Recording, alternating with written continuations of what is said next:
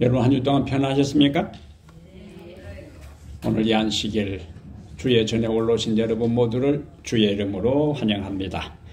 오늘도 하나님께서 약속하신 귀한 말씀이 여러분 한 사람 한 사람에게 적용되어서 이 교회에 오늘 안식일을 기억하여 나오신 그 보람과 행복과 기쁨을 충만히 누리게 되기를 간절히 바랍니다. 오늘 하나님 말씀 아모스 3장 7절의 말씀을 함께 보겠습니다. 주 여호와께서는 시작.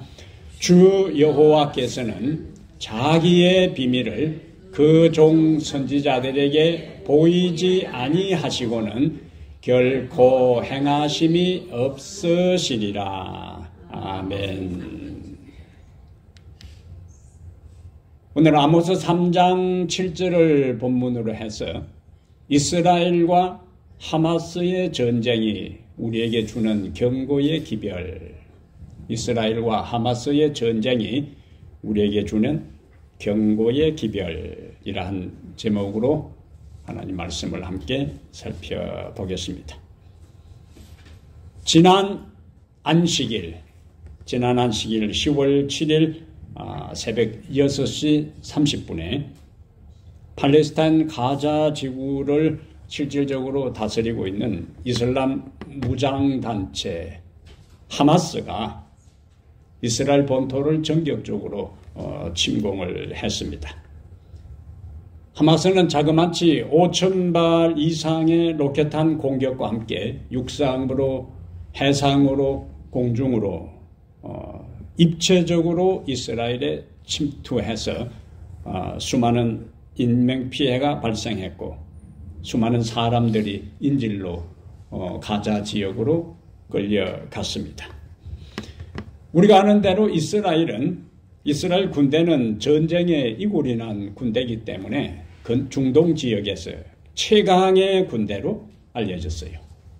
그런데 한 국가의 군대도 아니고 이슬람 무장단체가 재래식 무기로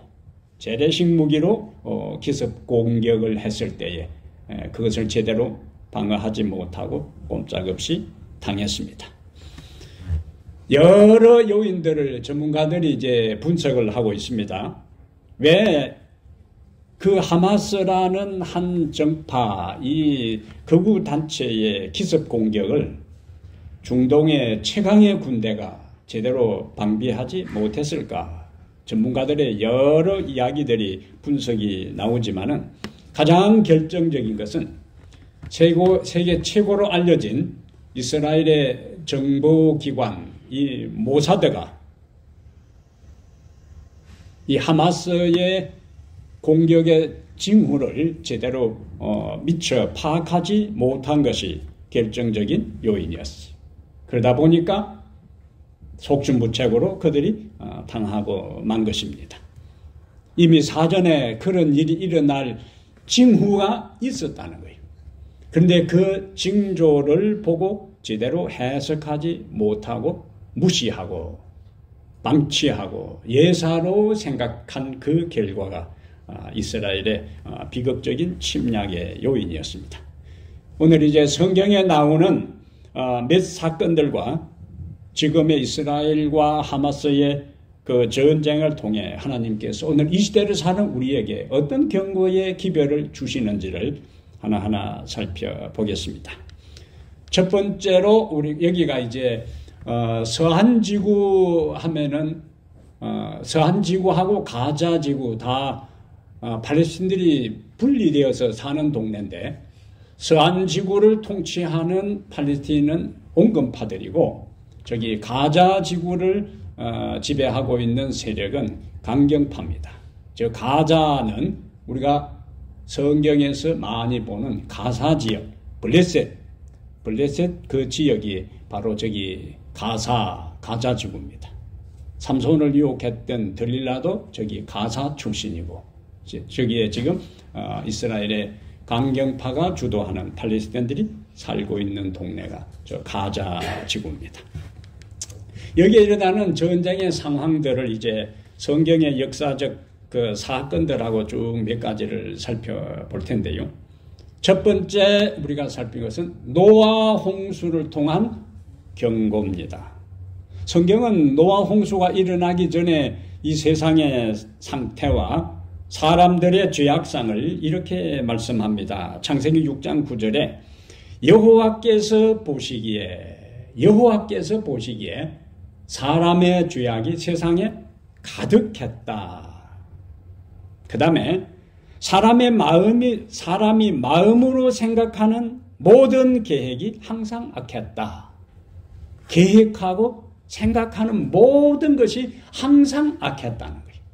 그 당시 사람들의 상황을 하나님께서 6장 9절에 이렇게 말씀하시고 창세기 6장 11절 12절에는 그때에 온 땅이 하나님 앞에 부패하여 어떤 단어가 반복되는지 한번 보세요. 온 땅이 하나님 앞에 부패하여 포악함이 땅에 가득한지라. 하나님이 보신즉 땅이 부패하였으니 이런 땅에 있는 모든 혈육 있는 자의 행위가 부패함이었더라. 어떤 단어가 반복돼요? 땅과 부패했다는 단어가 반복됩니다. 부패했다는 것은 그 당시 하나님 보시기에 이 세상의 상태가 썩은 냄새가 진동했다는 거예요. 죄로 인해서 썩은 냄새가 진동한 상황이 노아 홍수가 일어나기 전에 세상의 상태였습니다. 이러한 죄악을 하나님께서 보시고 노아에게 이 땅에 있는 모든 사람들을 내가 멸할 것이니까 너는 방주를 지어서 홍수로부터 구원을 받으라고 경고하셔요. 경고. 오늘 아모스 3장 7절에 주 여호와께서는 자기의 비밀을 그 종 선지자들에게 보이지 아니하시고는 결코 행하지 아니하시리라 했던 것처럼 노아에게 하나님께서 홍수에 대한 것을 미리 경고하시고 노아의 가족들도 방주를 준비하고 다른 사람들도 멸망에서 구원받기 위해서 회개하여 하나님께로 돌아오는 기별을 전하도록 노아에게 말씀을 하신 거예요.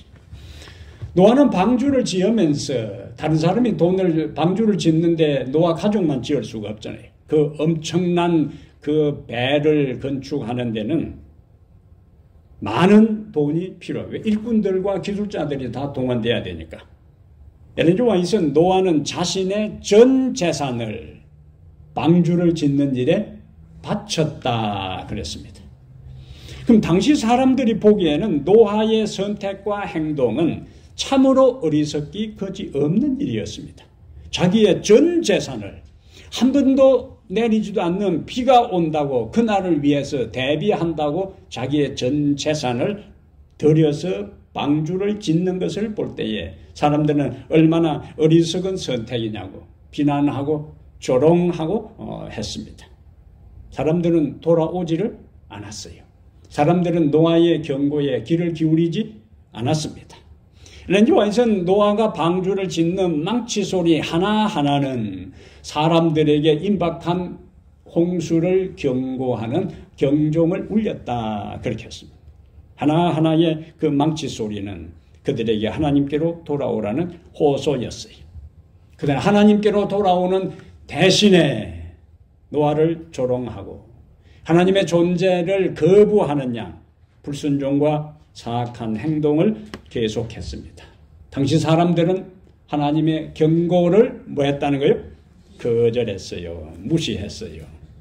근데 하나님께서는 그 당시 사는 사람들에게 결정적인 징조를 보여주셨는데 그것은 홍수가 일어나기 바로 직전에 모든 동물들과 새들이 각각 짝을 지어 방주로 줄을 지어서 쫙 들어가는 장면이 그것은 지금까지 그러한 일들을 한 번도 목격하지도 않았어요. 근데 그 온 산과 들판에 뛰어놀던 그 동물들이 짝을 지어서 방주하러 들어가는 그것은 초자연적인 현상이었어요. 기이한 광경이었습니다.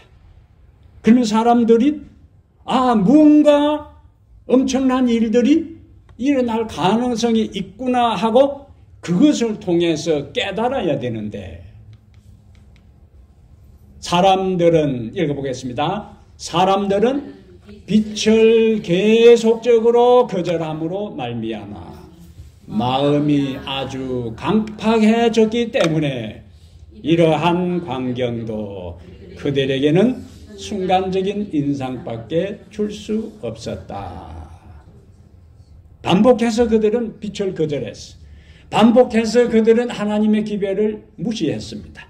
반복해서 그들은 하나님의 말씀에 마음을 닫았어요. 그러다 보니까 어떤 현상이 일어났다고요?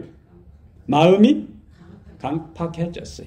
강팍해진 사람들에게는 수많은 동물들과 새들이 짝을 지어서 방주 안으로 줄지어 들어가는 그 광경도 그들에게는 조금 이상하다. 한순간에 특이한 현상이다. 그 정도밖에 없었다 하는 이야기. 우리의 사람의 마음이, 우리 사람의 그 심성이 한 번에 강팍해지는 것이 아닙니다. 한 번에 굳어지는 것이 아닙니다. 반복해서 빛을 거절할 때에, 반복해서 마음을 닫을 때에, 반복해서 하나님의 음성을 무시할 때에, 반복해서 하나님의 초청을 거절할 때에, 그 한 번 한 번 거절하는에 따라서 그 사람의 마음도 점점 완고해지고, 점점 굳어지고, 점점 고집스러워지고, 결정적인 순간에 하나님을 떠나게 되는 거예요.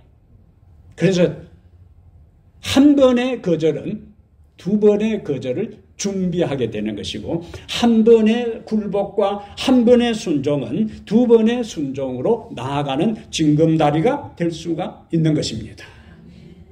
노아는 120년 동안이나 그들에게 주어진 은혜의 기간 동안 하나님의 홍수에 대한 경고를 반복해서 전했어요.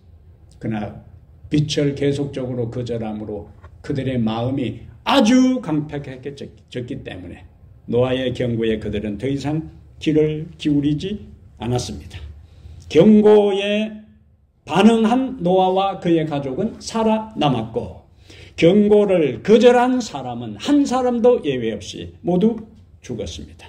이러한 것을 예수님께서 마지막 사건과 연결해서 마태복음 24장 펴보겠습니다.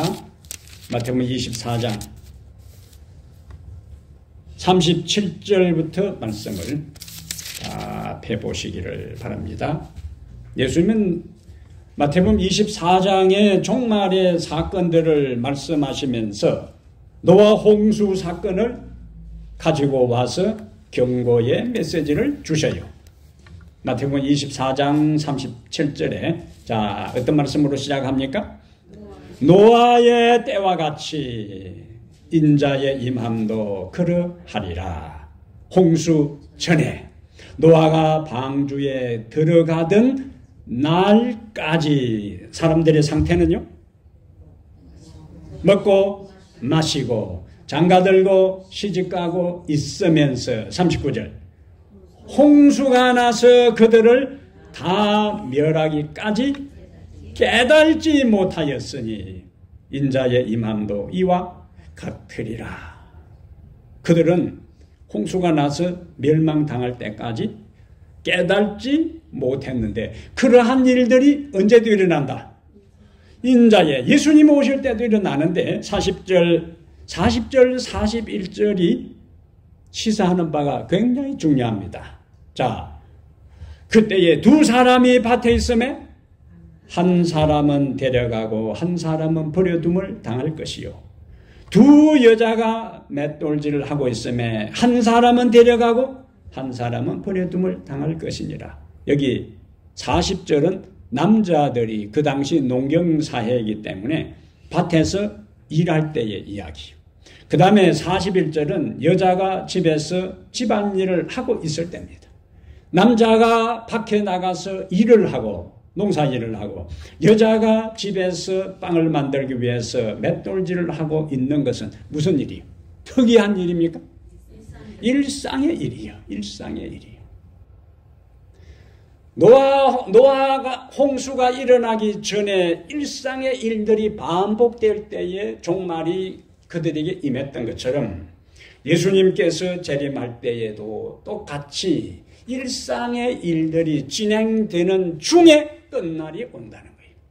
그러니까 사람들은 노아 홍수가 나기 전까지 깨닫지 못했던 것처럼 예수님이 오시는 그 역사의 끝날까지도 사람들은 깨닫지 못하고 일상의 일에 빠져 있을 그때에 갑자기 개인과 역사의 끝날이 온다는 것을 여기서 말씀을 해주고 있습니다. 그럼 어떻게 해야 되는가? 42절에 그러므로 깨어있으라.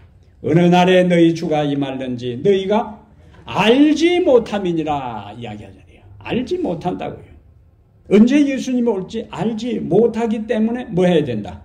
깨어있으라는 거예요. 44절에 이러므로 너희도 이제는 준비하고 있어라. 그 다음에 생각하지 않은 때에 인자가 오리라. 이때쯤 오실 것이라는 예측을 아무도 모른다는 이야기. 생각지 않은 때에 인자가 오리라. 그러니까 깨어서 준비한 자만이 생각지 않은 때에 오시는 주님에 대해서 맞이하고 멸망 대신에 구원의 자리에 이를 수가 있습니다. 노아 홍수 사건을 통해서 우리에게 주는 첫 번째 경고요. 두 번째는 소돔과 고모라의 멸망을 통한 경고가 있습니다. 소돔과 고모라가 멸망당하기 전에 하나님께서 말씀하신 것이 있어요. 창세기 18장 20절에 소돔과 고모라에 대한 부르짖음이 크고 그 죄악이 심히 무거우니 그 죄악이 심히 무겁다. 그럼 어떤 상태에 있었기 때문에 그랬는가? 소돔에는 환락과 주연, 노아 홍수가 일어나기 전에 사람들이 먹고 마시고 시집가고 장가고 했던 그 상황처럼 환락과 주연, 연애와 술 취함이 있었다. 가장 비열하고 가장 야수적인 정욕들이 제어되지 않았다. 백성들은 공공연히 하나님과 그분의 율법을 무시하였으며 포악한 행위를 즐겼다. 그들 앞에는 홍수전 세상에 신뢰도 있었고 하나님의 진노로 그들이 멸망당한 것을 알고 있었으면서도 그들은 동일한 악의 길을 따랐다. 뭘 의미하는가? 역사에서 교훈을 받지 못했다는 거예요. 노아 홍수를 통해서 세상이 멸했고 하나님께 도전하고 하나님께로 돌아가지 않고 하나님께 회개하지 않고 생각하는 것이 죄고 계획하는 것이 죄인 그 삶은 파멸이라는 사실을 그들이 알고 있으면서도 그들은 하나님의 율법을 무시했어요. 하나님의 진노로 노아 당시 사람들이 멸망당한 것을 알고 있었으면서도 그들은 동일한 악의 길을 따랐다. 멸망의 천사가 아브라함 하나님께서 두 명의 천사를 대동해서 아브라함을 만나는데 하나님께서 아브라함과 대화하고 있을 동안에 두 명의 천사는 소돔과 고모라를 멸망시키기 위해서 떠납니다. 이때의 소돔의 상태요. 이제 소돔의 마지막 밤이 가까워 오고 있었다. 이미 하나님의 심판의 구름이 이 운명 지어진 도시의 그늘을 던지고 있었다. 그다음 뭐가 나옵니까? 그러나 사람들은 그것을 알아차리지 못하였다. 노아 홍수가 일어나기 전에 깨달지 못했던 것처럼 소돔 고모라 성의 사람들도 멸망의 그늘이 그들에게 덮치고 있었지만 그것을 알아차리지 못하였다. 그 다음에요. 천사들이 그들을 멸망시킬 사명을 띠고 가까이 오고 있는 동안에도 그들은 어떻게 했다고? 번영과 향락을 꿈꾸고 있었다. 천사가 와서 롯을 찾아갑니다. 그리고 롯에게 하나님께서 자신들을 보내서 이 성의 죄악이 넘치기 때문에 하나님의 자비의 그 경계선을 넘어서 멸망시킬 테니까 가족들을 빨리 데리고 성 밖으로 나가라고 이야기해요. 그 소돔성의 멸망에 대한 엄청난 그 비밀을 들은 롯은 천사의 이야기대로 급히 그의 딸들과 사비들에게 쫓아갑니다. 창세기 19장 14절에 여호와께서 이 성을 멸하실 터이니 너희는 일어나 이곳에서 떠나라. 그러면은 그들의 반응에 의해서 운명이 결정됩니다.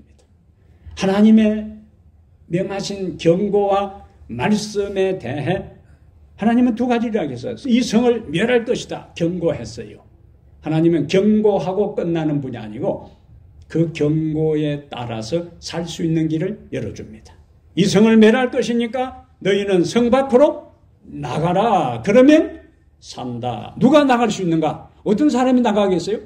하나님의 경고로 믿는 사람만이 밖으로 나갈 수가 있어요. 그 경고를 안 받아들인 사람은 안 나가는 겁니다. 구원과 멸망은요, 백지 한 장 차이요. 거창한 게 아니에요. 하나님의 경고의 말씀을 그대로, 문자 그대로 받아들이고 행동하는 사람은 사는 것이고, 그것을 무시하고 거절하고 무관심하고 받아들이지 않는 사람은 죽는 겁니다. 하나님은 절대로 일방적으로 그냥 갑자기 악인들을 멸망시키지를 않습니다. 반드시 피할 길을 주셔요. 반드시 기회를 제공하십니다. 반드시 경고하세요. 그 경고에 반응하는 사람들은 살고 반응하지 않는 사람은 죽는데, 롯이 다급한 나머지 그의 사위들에게 쫓아와서 하나님의 천사가 우리에게 와서 이야기하기를 여호와께서 이 성을 멸할 것이니까 빨리 피하라고 할 때, 롯의 사위들은 창세기 19장 14절에 그의 사위들은 농담으로 여겼더라. 어떻게 했다고요? 농담으로 여겼다. 무엇에 대한 거죠? 죽느냐 사느냐 하는 심판, 소돔성의 멸망에 대한 이야기를 농담으로 여겼어요. 그러면서 부조선자 162페이지에는 롯의 사위들은 마음 약한 노인의 공포심과 경고를 재미있어 하고 있었다. 나이가 들더만은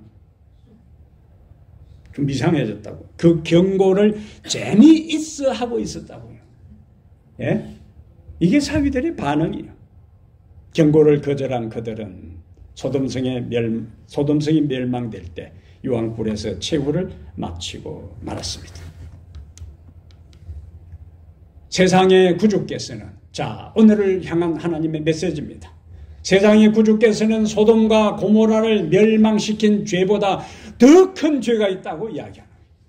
우리는 소돔 고모라 성에 있는 사람들처럼 죄악과 정욕과 비열하고 야수적인 삶을 살지 않지만은 오늘날 그들보다 더 큰 죄가 우리에게 있다고요. 그게 뭐냐? 죄인들을 회개하도록 부르시는 복음의 초청을 뭐하고?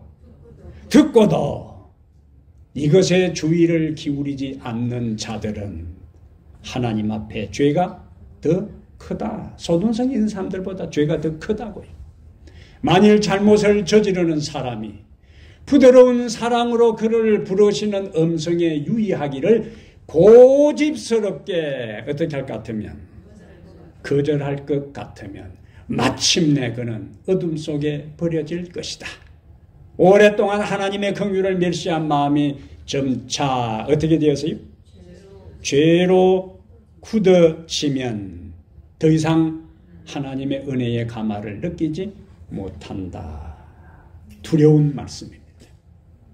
하나님의 은혜의 자비의 기회를, 경고의 기회를, 생명의 기회를, 구원의 기회를, 호소의 기회를 거절을 하면은 점차 마음이 굳어져서 하나님께서 그 다음에 아무리 은혜로운 말씀으로 경고하고 아무리 간절하게 호소해도 아무리 강력하게 경고해도 아무런 반응을 느끼지 못한다고요.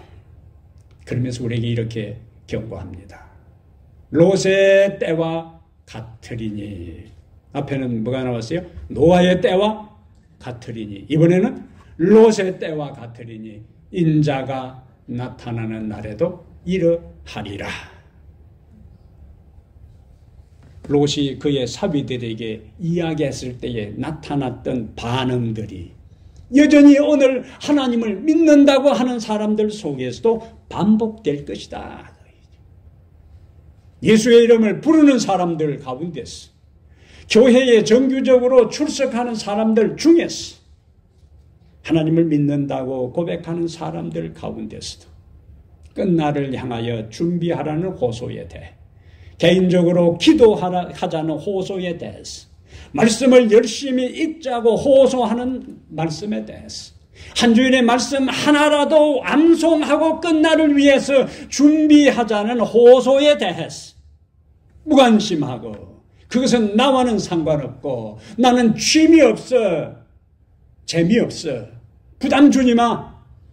하나님 믿는 데는, 교회는 마음 편하게 다녀야 되는데 이것저것 하라고 부담 주지 말라고 거절하는 일들이 있을 것인데, 롯의 때와 같이 인자가 나타나는 때에도 이러하리라고요. 롯의 그 경고를 거절한 사위들의 마지막 비극적인 최후는 우리에게 해당되지 않기를 바랍니다. 세 번째로 하나님은 우리에게 예루살렘 멸망을 통한 경고를 우리에게 하고 있습니다. 예수님 당시에 예루살렘과 그 예루살렘의 성전은 모든 유대인의 자랑이었고 모든 민족의 자부심이었어요. 우리에게는 예루살렘이 있고 그 예루살렘에는 하나님께 예배드리는 무엇이 있다? 성전이 있다고요. 하지만 예수님은 유대인들이 그 성전을 그렇게 자랑스러워하고 뿌듯해하고 자부심을 가졌지만은 제자들에게 예수님은 마태복음 24장 2절에서 파격적인 말씀을 하셔요. 마태복음 24장 2절에 내가 진실로 진실로 너희에게 이르노니, 예수님이 한 번 하고 very very truly truly 그래요. 진실로 끝나지 않고 내가 진실로 진실로 너희에게 이르노니, 예수님께서 강조합니다. 돌 하나도 돌 위에 남지 않고 다 무너뜨려지리라. 근데 예수님은 이 말씀을 하신 다음에 이런 일이 일어나기 전에 징조가 있을 것을 이야기했어요. 그리고 그 징조가 있을 때에 어떻게 해야 할 것도 말씀하셨어요. 세 단계입니다. 돌 하나도 돌 위에 남지 않고 다 무너뜨리라고 말씀하시고, 그럼 언제 이런 일이 일어날 것인가? 어떤 현상이 나타나면은 이런 일이 일어날 것으로 생각하라고 하셨는가? 그리고 그때는 어떻게 해야 하는가 하는 말씀을 주셨어요. 누가복음 21장 20절 21절에 너희가, 자, 징조입니다. 돌 하나도 돌 위에 남지 않고 무너질 때의 징조, 어떤 현상이 있을 것인가?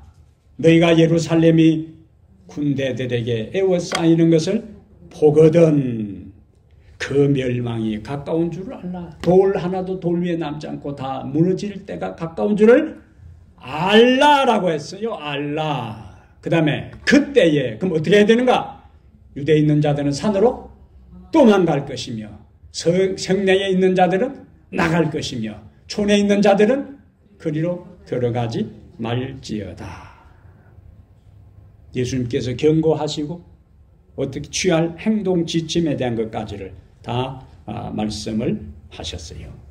그런데 우리가 역사를 보면은 당시 로마의 세스티어스 장군이 로마의 그 철강처럼 그 강력한 그 무적의 군대를 이끌고 예루살렘을 갑자기 포위하는 바람에 예루살렘 성 안에 있던 사람들이 아무도 밖으로 나가지를 못하고 꼼짝없이 도관에 든 쥐가 되고 말았어요. 예루살렘 성 안에 있는 유대인들은 로마군과 더불어 치열한 공방전을 벌이다가 성 안의 양식도 떨어지고 수많은 사람들이 죽어가고 한쪽 성벽이 붕괴되는 그때에 성 안에 있는 사람들은 이제 마지막으로 항복 준비를 하고 있는데 망다에서 로마군의 모든 상황을 보고 있던 보초가 갑자기 장군에게 뛰어들어옵니다. 로마군이 포위망을 풀고 지금 퇴각하고 있다. 로마군이 포위망을 풀고 퇴각하고 있다고. 아직도 역사적으로 왜 세스티어스 로마 장군이 조금만 더 공격하면 예루살렘이 붕괴되고 함락될 수 있는데 왜 갑자기 포위망을 풀고 도망갔는지에 대한 것은 역사가들이 발견할 수가 없습니다. 그러나 우리는 그것을 확인할 수가 있는데 세스티우스 장군의 퇴각의 이유를 대쟁투 30페이지에서 이렇게 이야기합니다. 읽어보겠어요? 하나님의 자비로운 섭리가 하나님의 백성의 유익을 위하여 사건들을 조종하고 계셨다. 아멘. 예수님은요, 자신이 하신 말씀에 대한 책임을 지시는 분입니다. 갑자기 포위하는 바람에 예수님의 말씀을 기억하고 있던 그리스도인들이 한 명도 빠져나가 도망을 가지 못했는데 도망도 가지 못하고 예수님께서 뭐하러 말씀하시냐 그거예요.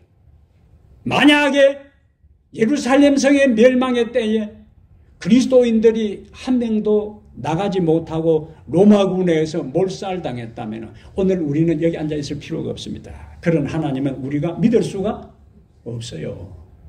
근데 여러분, 하나님의 자비로운 섭리가 하나님의 백성을 유익을 위하여 사건들을 조정하고 계셨다.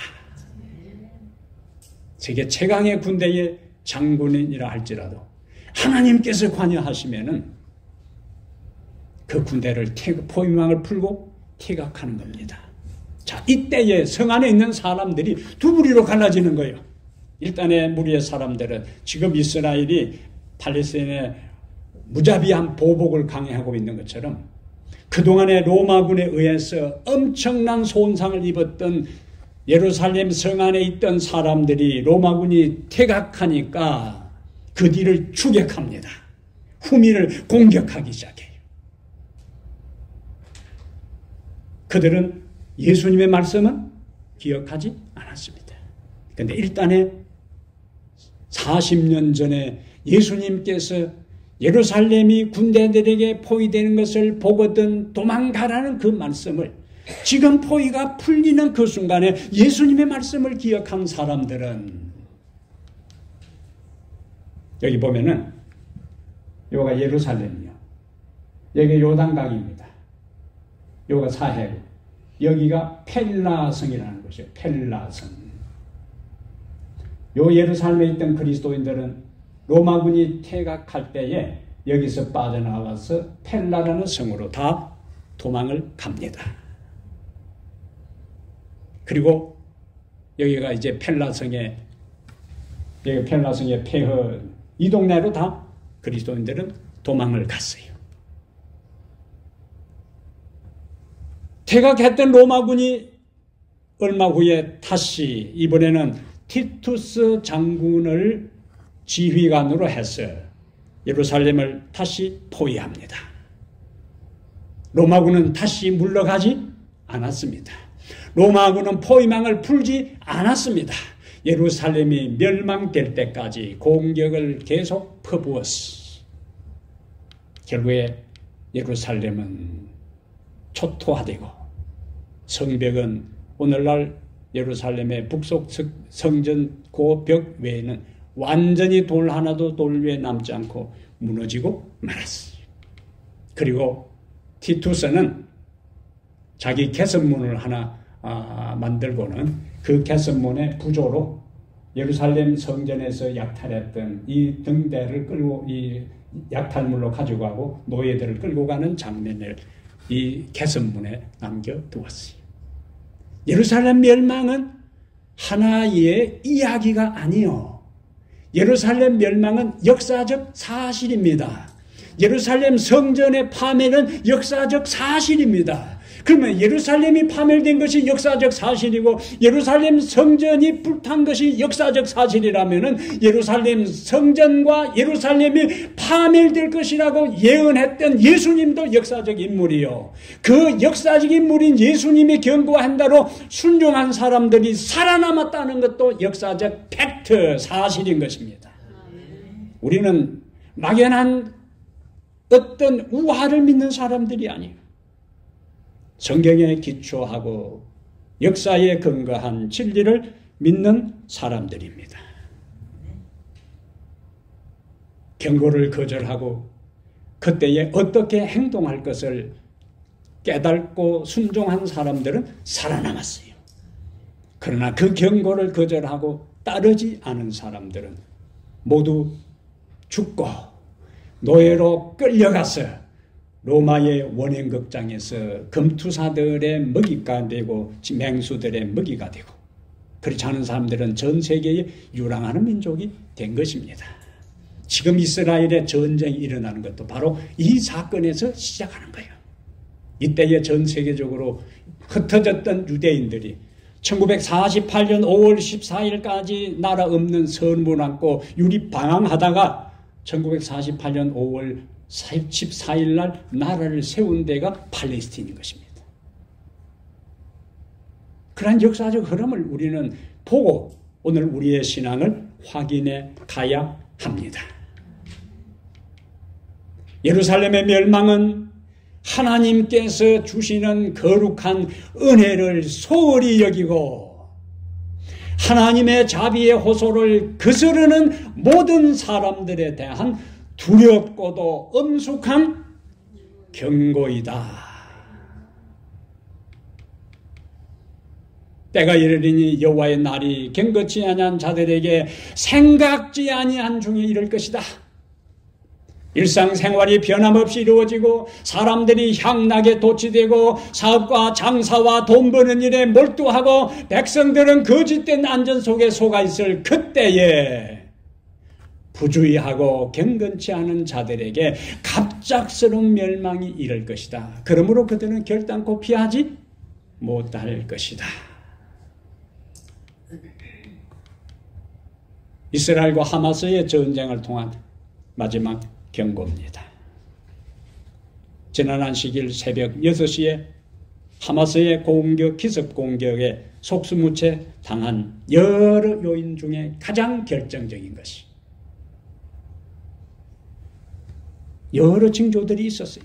그러나 모사드 정보부대에서 그것을 그들이 침공할 것이라고 결론을 내리지 않고 그냥 그들이 훈련하는 것으로 그냥 넘어간 거예요. 50년 전에 1973년 그날도 유대인들의 가장 중요한 종교 축제 욤 키푸르 대속죄일 날, 그때는 이집트와 시리아가 이스라엘을 전격적으로 침략합니다. 그때는 이스라엘이 국가가 존립을 위협받을 정도로 패했어요.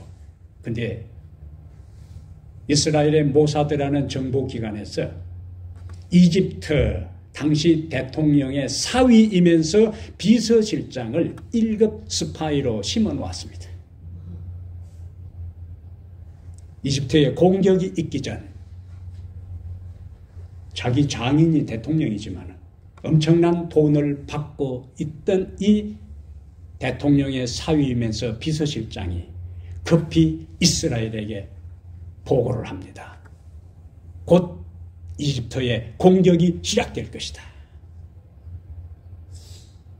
근데 그 공격에 대한 중요한 정보를 입수하고도 제대로 준비하지 않았습니다. 이번에도 같은 상황이 반복된 거예요.